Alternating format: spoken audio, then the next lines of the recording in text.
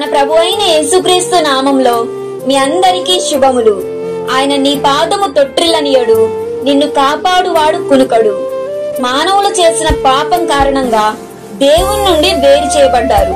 ఈ వాగ్దానం భౌతిక ప్రయాణంలో ప్రమాదాల నుండి రక్షణతో పాటు విశ్వాసులు ఆధ్యాత్మికంగా పడిపోకుండా, దేవుని నుండి శాశ్వతంగా వేరు కాకుండా యేసుక్రీస్తు ద్వారా రక్షించబడతారని సెలవిస్తుంది.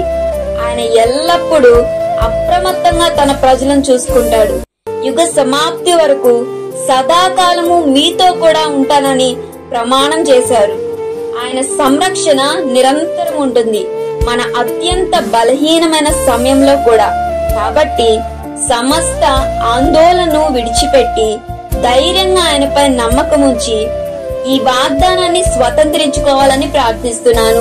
ఆమేన్.